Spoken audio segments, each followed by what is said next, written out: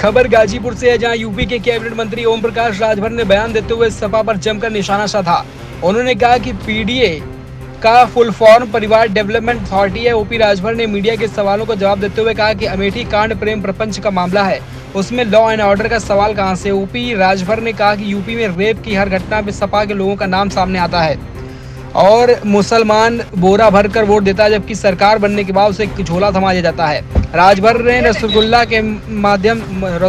की मौत के बाद यूपी में उनके समर्थन में रैलियां करने की बात कही। कानून हाथ में जो लेगा आतंकवादी गतिविधियों में लिप्त होगा, उसके साथ सलूक वैसा ही किया जाएगा। ओपी राजभर ने कहा कि सुभाषपा यूपी विधानसभा उपचुनाव नहीं लड़ेगी। ओपी राजभर ने कहा कि 10 सीटों पर एनडीए प्रत्याशी को जिताने का काम किया जाएगा। अफजाल अंसारी के विवादित बयान पर बोलते हुए ओपी राजभर ने कहा कि यह बयान देकर लोग व्याकुल भारत की तरह हैं। अब 20 साल लगातार ये लोग सिर्फ डमरू बजाएं। ओम प्रकाश राजभर गाजीपुर के लंका मैदान में सुभाषपा की रैली को संबोधित कर रहे थे। जो प्रदेश और केंद्र सरकार की योजनाएं हैं, उन योजनाओं की लोगों को जानकारी दे रहे हैं कि उन योजनाओं का लाभ आप लीजिए। आप एप्लीकेशन बनाइए, हमको दीजिए, उस योजना हम आपके घर तक पहुंचाएं। ये उद्देश्य लेकर के हम उत्तर प्रदेश के 75 जिले में गरीब, कमजोर, पिछड़े, दलित, वंचित, शोषित को हम समझा रहे हैं कि जब तक आप आगे आओगे नहीं तो योजनाओं का लाभ आप ले नहीं पाओगे। तो इसी उद्देश्य से ये कार्यक्रम पूरे 75 जिले में हम लोग चला रहे हैं। क्या रिस्पांस मिल रहा है? अब आपके सामने है। आप पिछड़े दलितों की बात करते हैं, जबकि एक पार्टी के द्वारा पीडीए भी चलाया जा रहा है। पीडीए का फुल फॉर्म आप लोग पूछिएगा, परिवार डेवलपमेंट अथॉरिटी उसका नाम है। इस नाते की जब सरकार बनती है तो बोरा का बोरा वोट मुसलमान देता है, सरकार बनने के बाद उसको खाली झोरा थमा दिया जाता है कि तुम एमएलए बन सकते हो, एमपी बन सकते हो, लेकिन तुम समाज के बच्चों को, बेटियों को सिपाही, दरोगा, बाबू, चपरासी, तहसीलदार बनाने के लिए अपने मुखिया के सामने लड़ नहीं सकते। यही पीडीए का मतलब है। राजभर जी, इस पूरे प्रदेश में कानून व्यवस्था की बात की जा रही है, लेकिन अमेठी में जो पिछले कल हुआ है, एक ही परिवार के 4 दलितों की हत्या की गई है। क्या लगता है कानून व्यवस्था कितने बेहतर तरीके से काम कर रहा है? आप उसको जान लीजिए, वो प्रेम प्रपंच का मामला है, उससे कौन सा कानून लॉ एंड ऑर्डर। और सबसे मजे की बात कि आप देख रहे हैं जो भी घटनाएं सामने आ रही हैं, चाहे फैजाबाद रेप का मामला हो, चाहे मऊ रेप का मामला हो, चाहे कन्नौज रेप का मामला हो, चाहे कुशीनगर नकली नोट बरामद का मामला हो, हर जगह तो समाजवादी पार्टियां के लोग आ रहे हैं। ऐसा क्यों है? अभी एक पूर्व विधायक और एक उनके भाई वो भी रेप के मामले में फंसे हुए कल का।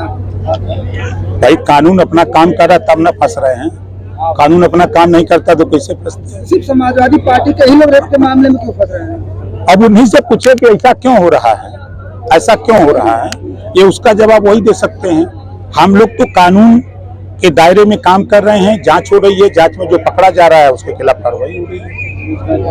ऐसे में बात किया जाए विदेश नीति की, तो लेबनान और इजराइल में लड़ाई चल रही है। लेबनान के नसरुल्लाह की जो मौत हो गई है, बावजूद इसके जो यूपी में बहुत सारे जो मुसलमान हैं उनके समर्थन में रैलियां तक निकाल रहे हैं। देखिए, कोई भी कानून को अपने हाथ में लेगा, आतंकवादी गतिविधि में लिप्त होगा, उसके साथ वही सलूक होगा। जो कानून कहता है, कानून के दायरे में कार्रवाई होगी। मंत्री जी, चुनाव होने जा रहा है ये उत्तर प्रदेश में, इसमें आपकी पार्टी कहाँ तक काम करेगी? हमारी पार्टी चुनाव नहीं लड़ेगी, 10 सीट पर हम लोग काम कर रहे हैं। हम चाहे वो मिर्जापुर की बात हो, चाहे अयोध्या की बात हो, चाहे अम्बेडकर नगर हो, चाहे अलीगढ़ हो, चाहे आपके संभल हो, चाहे गाजियाबाद हो, 10 सीट पर हम कार्यक्रम अपनी पार्टी का खुद संगठन धरातल पे हम लोग बना रहे हैं। जो भी उम्मीदवार एनडीए गठबंधन से आएगा वो उसको जिताने का काम होगा। एक चर्चा चल रही है कि आरक्षण में जो वर्गीकरण की बात की जा रही है, आने वाले समय में फिर से जो है कृषि को मुद्दा बनाया जाएगा और आरक्षण में वर्गीकरण कर दिया जाएगा। 22 साल से हम कह रहे हैं ना ये बात। देखिए, रोहिणी आयोग का गठन हुआ दिल्ली में, माननीय प्रधानमंत्री जी के नेतृत्व में, रिपोर्ट तैयार हो गई, उसकी समीक्षा भी हो गई, अब उसको लागू करने की तैयारी हो रही है। पिछली बार आपने देखा प्रदेश में सामाजिक न्याय समिति 27% आरक्षण को बांट करके 7, 9, 11, 7% पिछड़ा, 9% अति पिछड़ा, 11% सर्वाधिक पिछड़ा। उस काम को भी हमने राघवेंद्र सिंह जी के नेतृत्व में रिपोर्ट तैयार भी करा दी, तो उसको लागू करने की तरफ अब हम लोग बढ़ रहे हैं। नेताजी, इन दिनों जो सनातन धर्म और हिंदू धर्म को लेकर लगातार जो राजनीति चल रही है और कहीं न कहीं सनातन और हिंदू धर्म को नीचे दिखाने की बात कही जा रही है, अपने सांसद जी का भी कुछ इसी तरह का मामला था।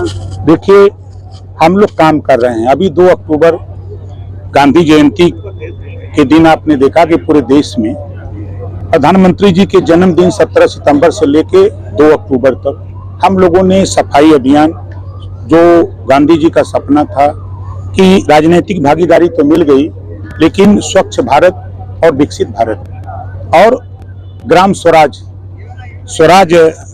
ग्राम स्वराज स्थापित हो, गांव का राज हो, उसके लिए हम लोग काम कर रहे हैं। ये बयान दे दे करके व्याकुल भारत की तरह हैं ये लोग कि जल्दी सत्ता मिल जाए, हम क्या बोल दें कि जनता हमारे संगे आ जाए। 20 साल लगातार, 20 साल तक ये लोग अब डमरू बजावें।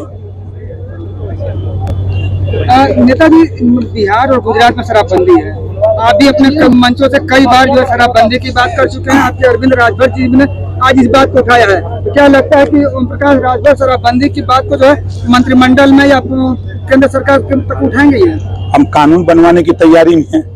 33% आरक्षण महिलाओं को दिया जा रहा है, इसी उद्देश्य से दिया जा रहा है कि चलो सदन में 403 में 1/3, 543 में 1/3 महिलाएं जीत के जाएंगी तो अपनी लड़ाई खुद लड़ेंगी।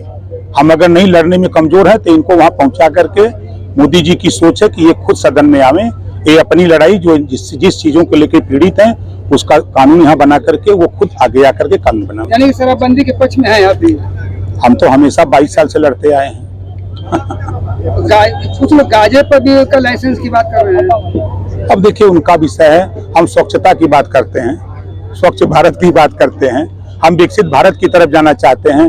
अभी आपने देखा जीरो पॉवर्टी स्कीम, पहली बार देश में एक ऐसा कानून 5 लाख गरीबों के इलाज के लिए। मैं खुद ऐसा व्यक्ति हूं कि कोई दिन ऐसा नहीं है कि 8 लाख, 10 लाख, 15 लाख प्रतिदिन वर्क डे में हमारे दस्तक से विवेकाधीन कोष से गरीबों के इलाज के लिए पैसा जा रहा है, प्रतिदिन जाता है। मंत्री जी, अभी जो इजराइल में लड़ाई चल रही है, अभी आपके विधानसभा क्षेत्र का मजदूर गए हैं वहाँ पे, कुछ जखनिया विधानसभा के मजदूर गए हैं, उसका क्या लग रहा है? उसके बारे में कुछ अपडेट है, क्या जानकारी है कि किस तरह की सुविधाएं मिल रही है? एक पत्र मिला हमको, उस पत्र को हमने दिल्ली बात किया कि इस तरह के लोग फंसे हुए हैं, तो उनका डिटेल इकट्ठा किया जा रहा है, उनको सुरक्षित वहां से वापस भारत लाने की तैयारी हो रही है। परिवार वालों से कुछ बात हुई आपकी? नहीं, परिवार से हमारी कोई बात नहीं। किसी ने पत्र मुझे दिया था, उसी पत्र पे मैंने कार्रवाई